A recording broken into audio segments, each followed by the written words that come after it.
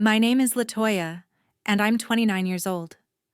Last Christmas, at our family dinner table in Des Moines, Iowa, my mother sneered, her voice dripping with disdain. "Your place is on the ground."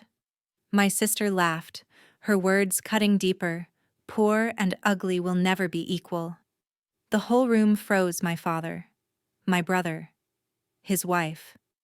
Even the kids stared. I stayed silent, my heart pounding, and walked out. Moments later, my phone buzzed with a notification that changed everything: a $500,000 contract approved for my artwork. 1 week later, my mother and sister knelt at my feet, tears streaming, begging, "Save us. We can't survive." I looked down and smiled. Who's on the ground now?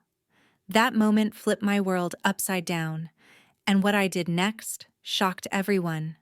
Before I dive into this story, let me know in the comments if you've ever been shamed by family for chasing your dreams, and hit subscribe to hear how I turn their words against them. Growing up in Des Moines, Iowa, I always felt the pressure from my family's expectations.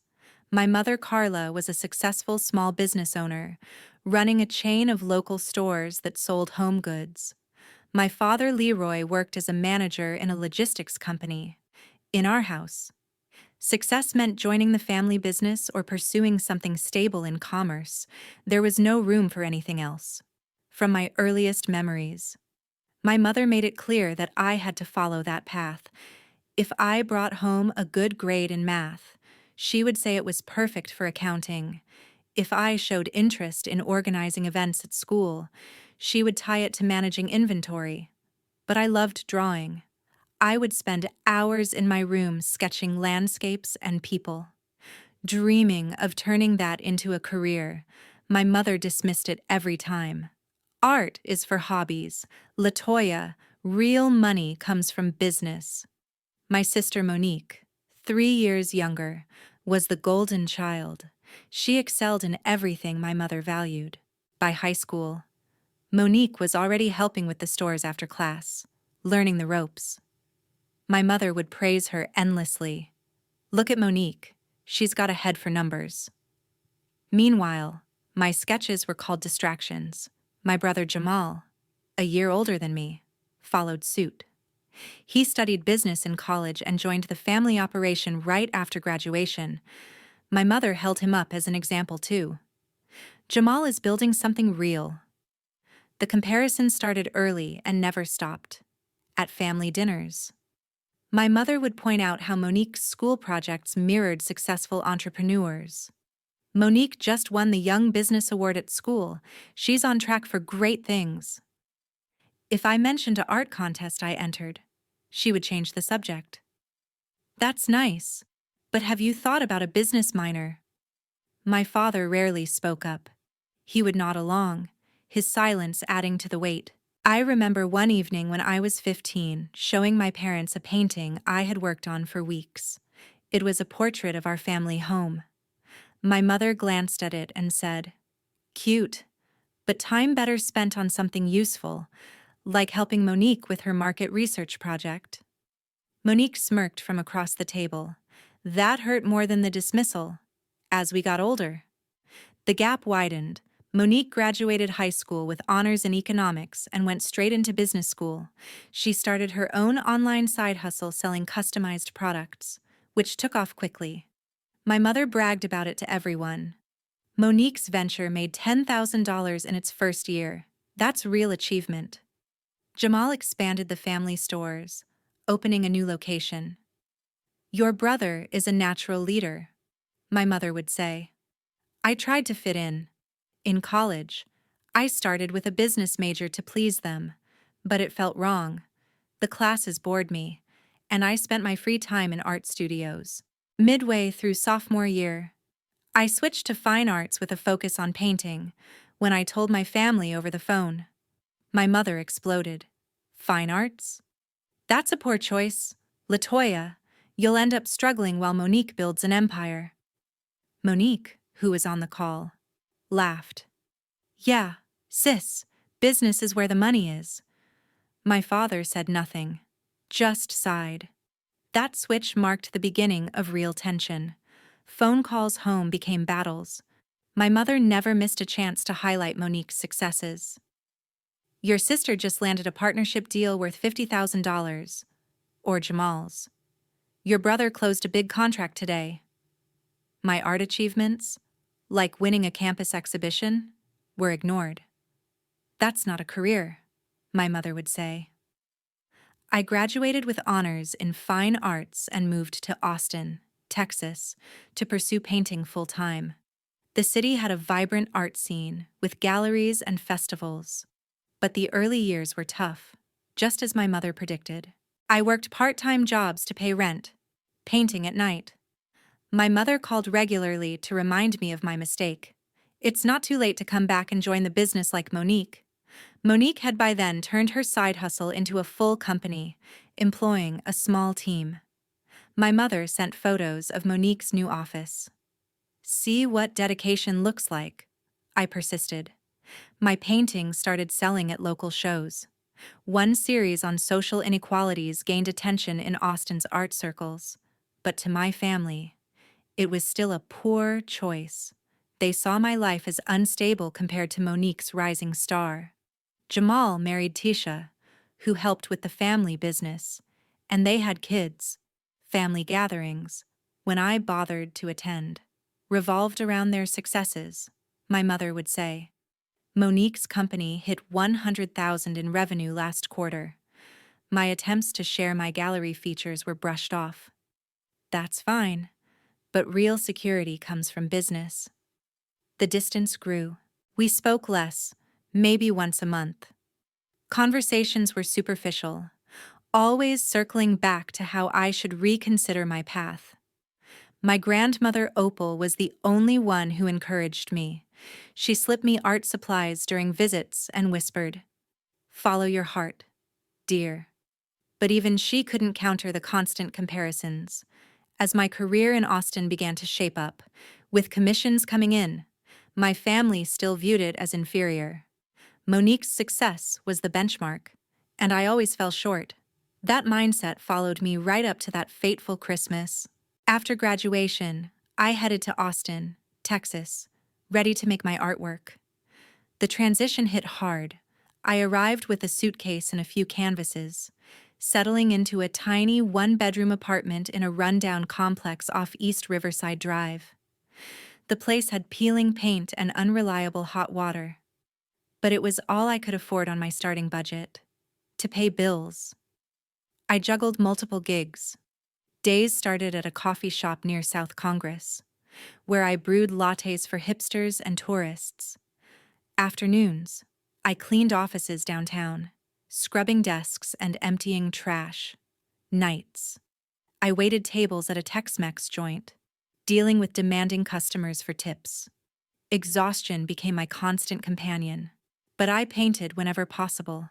Setting up an easel in the corner of my living room, my mother called weekly, her questions probing like knives. She skipped greetings. "How's the money situation, still scraping by with that art nonsense?" I described my schedule, but she interrupted. "Sounds desperate. Monique's hiring more staff for her growing company." Monique had turned her online store into a thriving operation, partnering with suppliers for bulk deals. My mother updated me relentlessly. "Your sister's projecting $200,000 in sales this year." When I mentioned a freelance gig illustrating a local zine for $150, she scoffed. "Barely covers groceries. Monique's deals are in the thousands." The attacks on my looks started subtly. On a call, my mother commented, "You seem worn out. Those dark circles make you look older." Monique chimed in during group chats. "Sis, invest in better clothes. That shirt looks thrifted, poor vibe." I defended myself once. "It's vintage," she replied. "Vintage or cheap ugly doesn't sell." My father listened silently on those calls, offering no support. His absence spoke volumes. Opal mailed encouragement. "Your talent shines, child. Ignore the noise." Her words helped. But the pressure mounted, finances tightened. I ate cheap noodles most nights, saving for paints and brushes. 1 month. Utilities got cut off briefly after a late payment. I painted by flashlight, determined not to ask for help. My mother found out through Jamal. Heard about your power issue. Come home and work with us like Monique. Jamal's family life added to the comparisons. He and Tisha balanced business with raising Dion and Keisha. My mother praised. They manage it all so well. My art began picking up. I entered juried shows, placing in one with a cash prize of $300. Excitement filled me, but sharing it backfired. My mother said, "Nice hobby win. Monique's bonus was 10 times that." Darnell, Monique's old flame, still orbited the family. He texted after seeing my social media post. "Congrats on the little prize. Monique's crushing it though, real money." I ignored him. Persistence paid off. Galleries noticed my work on inequality themes, drawing from my upbringing in a business-focused home. A curator invited me to a collective exhibit. Sales followed 2 pieces at $400 each. I upgraded supplies, experimenting with larger formats. My mother heard rumors. Selling a few paintings. Don't get ahead, Monique's expanding to physical retail. Video calls worsened the body shaming. My mother zoomed in. "That top clings oddly. Weight gain from stress." Monique added, "Yeah, poor eating habits show. Ugly when you're broke." I hung up abruptly once, tears stinging, but I channeled it into my art, creating bolder statements. Commissions trickled in a mural for a community center, portraits for locals. Income stabilized enough to quit the cleaning job. I focused mornings on painting, afternoons on networking. A feature in an Austin arts blog highlighted my rise. Emerging talent challenging norms. Pride swelled, but family reactions dimmed it. My mother emailed the link back with notes. "Interesting, but unstable. Look at Monique's steady growth." Jamal called supportively for once. "Saw the article. Cool stuff." But he added, "Mom's point is valid business offers security." Tisha sent kid drawings inspired by mine, a rare positive. Dion scribbled, "Like Aunt Latoya's art." My mother redirected, "Tell them about Monique's new product launch." As success built, isolation deepened, calls shortened, filled with barbs. My mother questioned every choice. Still in that dumpy apartment, Monique bought property. Darnell popped up again at a family event I skipped, relaying through Monique. "He says your art's quirky, but not lucrative like her biz." I blocked more numbers. Opal's health declined, her calls weaker but warm. "Your path is yours. Love." That motivated me. A major gallery approached for representation. Excitement brewed, but I kept it quiet. The family's disdain had taught me caution. As Christmas neared, Opal's condition worsened. My mother called. "This might be her last holiday. Come home." I agreed, despite dread. Little victories piled up, a sold-out show netting $1,000, but facing the comparisons loomed large. As Christmas neared, my grandmother Opal's health took a turn, her heart condition worsened, and my mother's call came blunt: this might be Opal's last holiday. I booked time off from my waitressing job in Austin, packed my bags, and prepared for the trip back to Des Moines, Iowa. The decision wasn't easy. Years of family criticism had left me wary, but Opal's quiet support, her letters praising my art, pulled me home. I spent days crafting gifts: a hand-painted ornament for my father, a small canvas of a local park for my mother, sketchbooks for my brother Jamal's kids, Dion and Keisha, and a framed portrait of Opal from her youth, based on an old photo she'd sent me, for Monique. I painted a minimalist piece, hoping she'd see my effort. The drive from Austin was grueling, over 15 hours through icy roads and light snow. My beat-up sedan struggled, but I made it to our family's two-story house on the outskirts of Des Moines, surrounded by fields dusted white. I parked next to Monique's sleek BMW and Jamal's new SUV, feeling out of place, before I could knock. My father opened the door. His hair was grayer, his hug brief. "Long drive," he said, avoiding my eyes. I forced a smile. "Worth it for family." My mother appeared from the kitchen, eyeing my worn coat and jeans. "Latoya, that outfit looks tired. Couldn't afford better." I bit my tongue. "Good to see you too." "Mom?" She turned away, muttering about presentation mattering in business. Inside, the house buzzed with holiday prep. Jamal and Tisha sat with Dion and Keisha, who played with new toys. Monique lounged on a sofa, scrolling her phone, her engagement ring from Tyrone sparkling. She glanced up. "Nice jeans. Sis. Thrift store special." Her smirk stung. Tyrone, her fiancé, nodded along, adding, "Style reflects status." I ignored them, setting my bags down. Opal arrived soon after, driven by my aunt. Her frail frame leaned on a cane, but her smile warmed me. "My artist," she whispered, hugging me gently. I held her carefully, whispering back, "Missed you." "Grandma," my mother interrupted.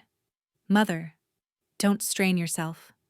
Opal winked at me, undeterred, helping in the kitchen.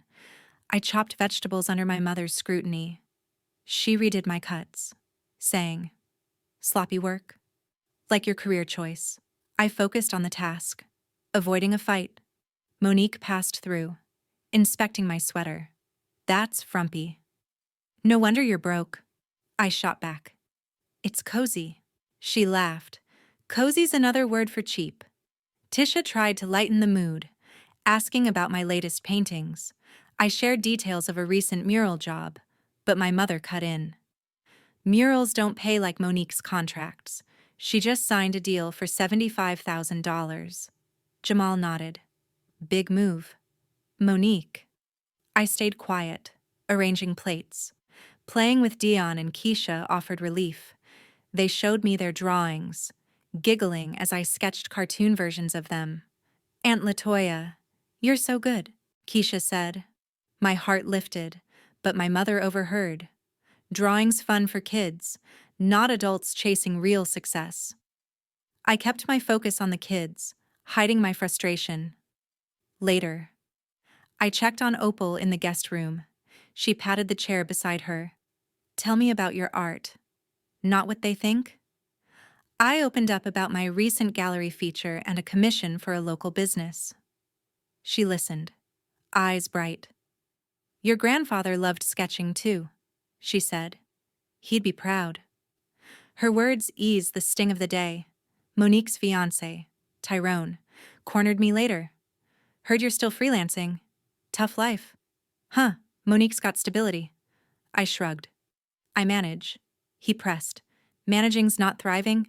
Look at her new office space." My mother joined, piling on. "Exactly. Your sister's building wealth, not chasing dreams in a shabby apartment." I changed the subject, asking about holiday plans. My father attempted small talk about the weather, but my mother redirected. "Let's discuss Monique's expansion goals." Darnell, Monique's ex, showed up unexpectedly, invited by Tyrone for drinks. He spotted me and grinned. "Still painting for pennies. Latoya, Monique's in a different league." I ignored him, but his jab landed. The day wore on with more digs. My mother critiqued my posture at the table. "Stand up straight. You look sloppy next to Monique." Monique added, "Yeah, sis, image matters when you're poor." I clenched my fists, staying calm for Opal's sake. She caught my eye, mouthing, "Stay strong." Her support kept me grounded. As evening approached, I helped set the dining table, feeling tension build. My mother inspected every detail, correcting my napkin placement, careless, like your life choices. I swallowed hard, focusing on the task.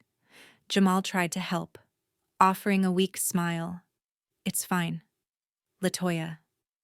But his words felt hollow against the constant judgment. Tisha whispered, "Ignore them," but stayed out of it. The kids ran around, oblivious, their laughter a brief escape. My mother called everyone to gather for pre-dinner drinks, praising Monique's latest business pitch. She's presenting to investors next month. Real ambition. I nodded, pretending to listen, but my stomach knotted. Opal squeezed my hand under the table, her quiet strength a reminder to endure. The air grew heavy with unspoken expectations, and I braced for what was coming. The Christmas dinner table was set with precision. I placed the last fork, feeling the weight of the evening ahead.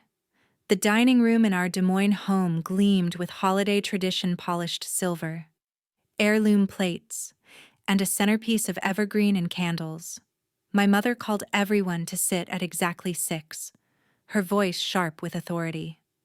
My father took his usual spot at the head, looking worn from years of managing logistics. My mother sat opposite, posture rigid, her business owner demeanor unyielding. Jamal and Tisha settled with Dion and Keisha to the right, while Monique and Tyrone took the left. I sat next to Opal, grateful for her calming presence. The meal began with safe chatter about the food's flavor, but tension simmered beneath. My mother shifted the conversation to family updates, her tone proud. "Monique, tell us about your latest deal." Monique straightened, flashing her engagement ring. "I closed a contract for $100,000 with a national chain. They want my products in their stores." My mother beamed. "That's my girl." "Building an empire," Jamal added. "I'm expanding our stores too. New location opens next spring." Tisha nodded. "It's a big step." My mother turned to me, eyes narrowing. "And you, Latoya, still painting for pennies?" I took a breath, steadying myself. "Actually, I had a piece featured in a major Austin gallery last month." Opal squeezed my hand. "That's incredible." "Dear." Her smile gave me courage. "It sold for $2,000, and I've got more commissions lined up." My mother raised an eyebrow. 2,000. Monique's deal was 50 times that. Monique smirked. "Yeah, sis, art's cute, but it's not real money." Tyrone chuckled, sipping his wine. "Stability's what counts." I gripped my napkin, heart racing. Dion broke the tension, spilling his juice. Tisha rushed to clean it, but my mother snapped. "Latoya, you're closest. Why weren't you watching?"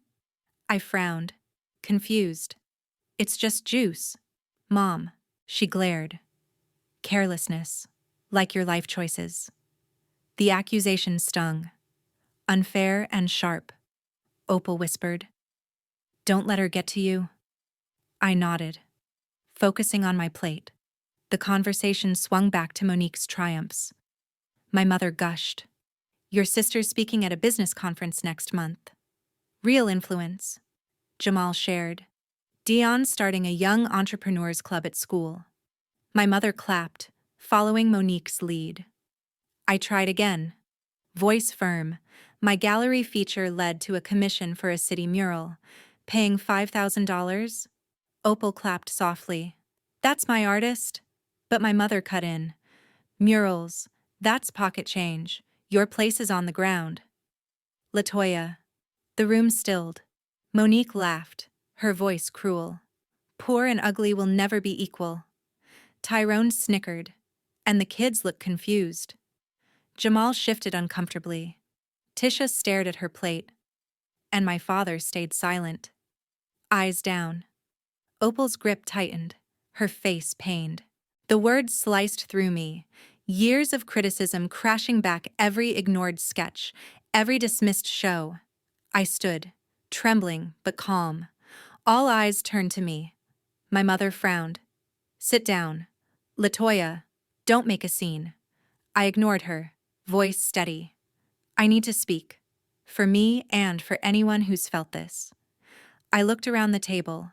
Since I was a kid, I've been measured against Monique and Jamal, always falling short.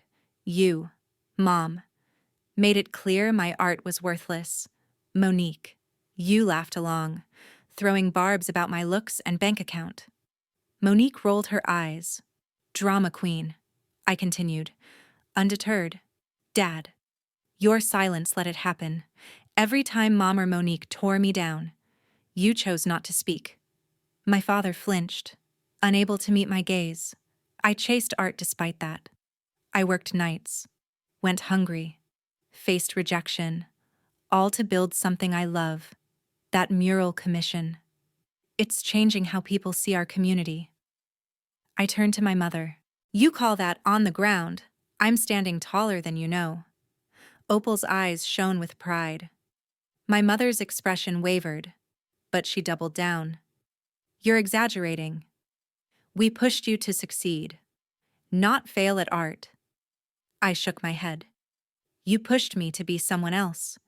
I'm done chasing your approval. I faced Monique. Your laughter hurts most. Because you know what it's like to fight for something, but you chose to mock me instead. Monique looked away, lips tight. Tyrone muttered, She's fine without you. I ignored him, turning to Opal. You saw me? Grandma. Thank you. She nodded, tears forming. My father finally spoke, voice low. Latoya, I read about your gallery show. I should have said I'm proud. His words came too late. My mother's eyes glistened, but she snapped.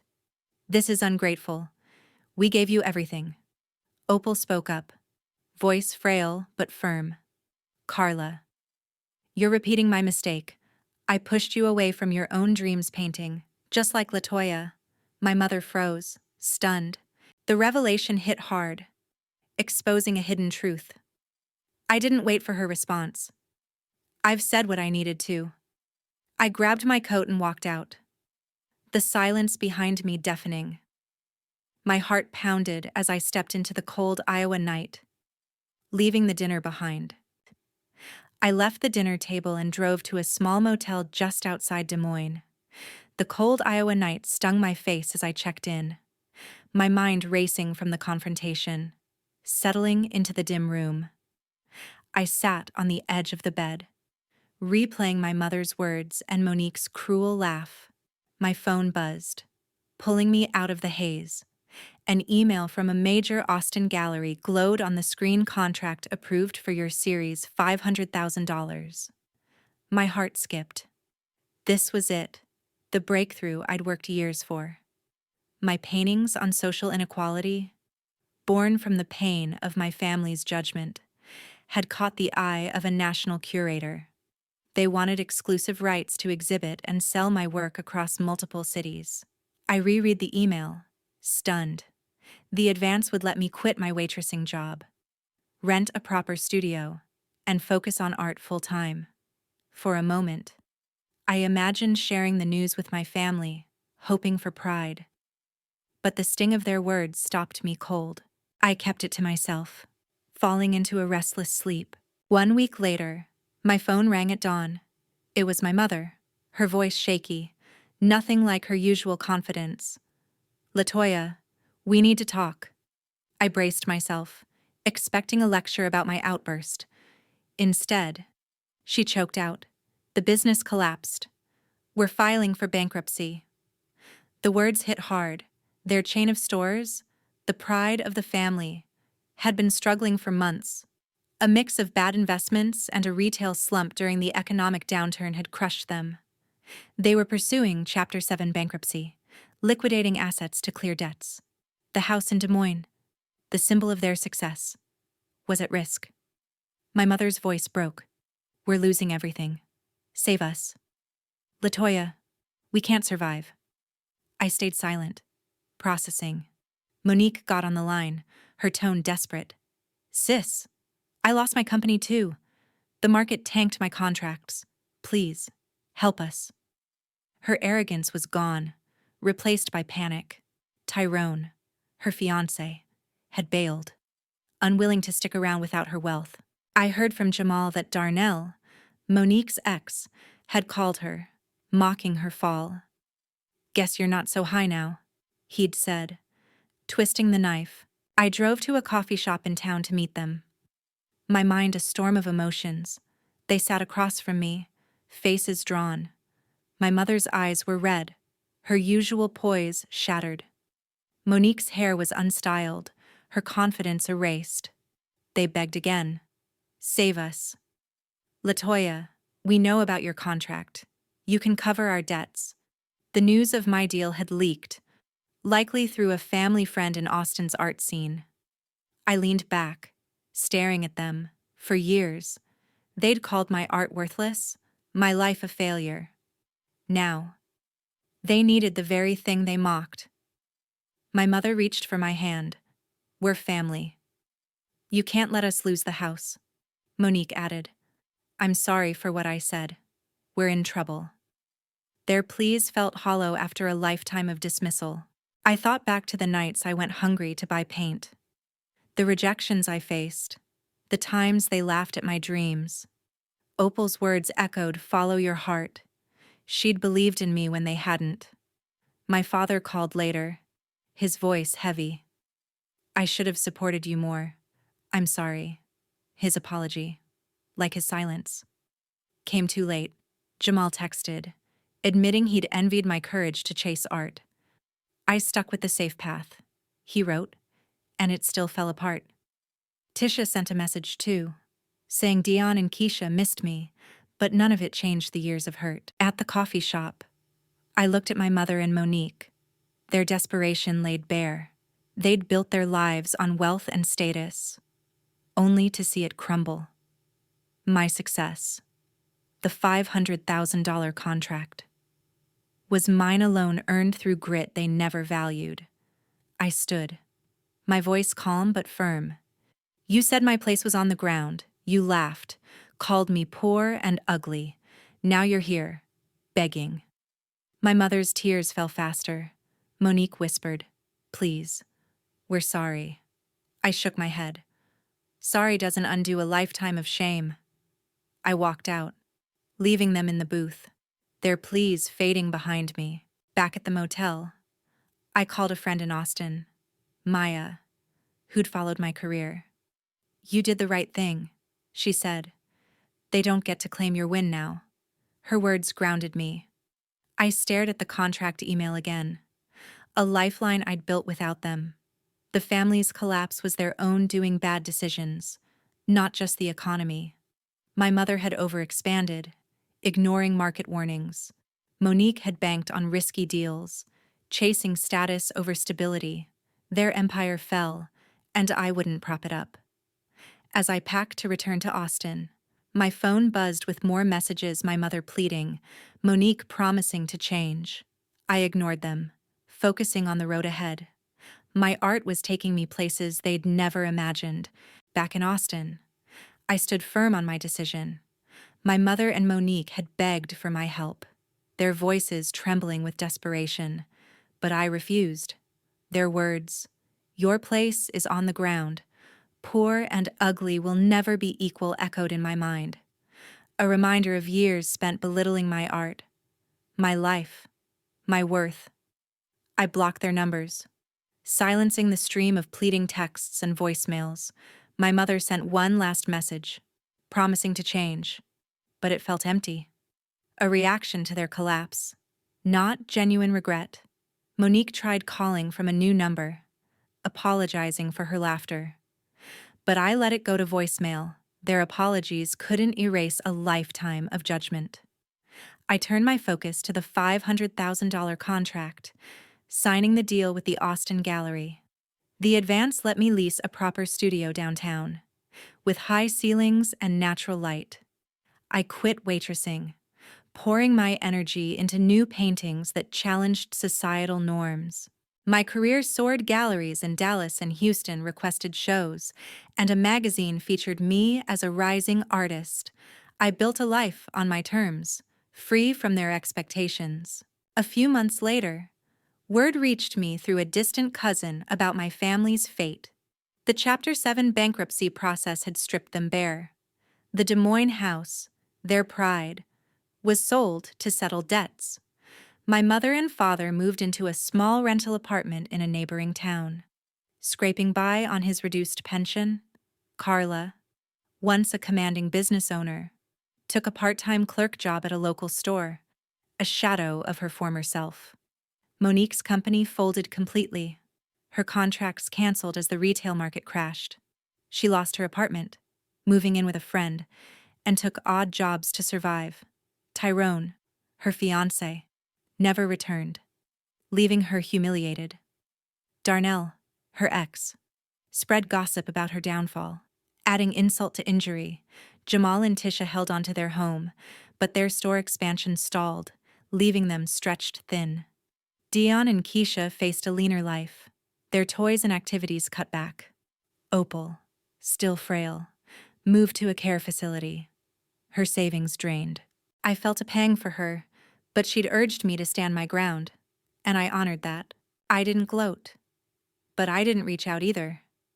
Their collapse wasn't my fault. Bad investments and an unforgiving economy had done the damage. My mother's overconfidence in risky expansions and Monique's chase for flashy deals had set their path long before I walked away. My refusal to bail them out was a choice to protect my peace, my future. I'd spent years starving for their approval, only to realize it was a trap. Their vision of success, wealth, status had crumbled, while my art, the thing they mocked, lifted me up. In Austin, I thrived. My latest series sold out, netting $75,000 in one night. Invitations to speak at art festivals followed, and a nonprofit commissioned a mural for their headquarters. My friend Maya, who'd cheered me on, joined me for coffee one day. "You broke free," she said, smiling. "They tried to bury you, but you're the one standing." I nodded, feeling lighter than ever. Cutting ties wasn't easy. Late at night, I'd wonder about Dion and Keisha, their innocent faces flashing in my mind. I sent them art supplies through Tisha, a small gesture to keep that connection alive without opening the door to my mother or Monique. Jamal reached out once, asking if we could talk. "I get why you're done," he texted. "I should have stood up for you." I appreciated his words, but I didn't reply. The family's dynamic had been toxic, built on comparisons that tore me down. Walking away was my way of breaking that cycle. My mother sent a letter, claiming she'd learned her lesson, but I didn't open it. Monique emailed, asking for a loan to restart her business. I deleted it without responding. Their downfall was a consequence of their choices, just as my success was mine. The lesson hit hard. Self-reliance is freedom, chasing someone else's idea of success. My family's obsession with money and status had nearly broken me, but choosing my path, my art, gave me strength. I no longer needed their validation. My work spoke for itself, resonating with people who saw the world through my lens. In Austin, I found a community that valued me, not for what I could earn, but for who I was. My story isn't just about winning, it's about refusing to let others define you. If you've ever faced family pressure to be someone you're not, share your experience in the comments. Your voice matters. Keep chasing what sets your soul on fire. No matter who tries to pull you down,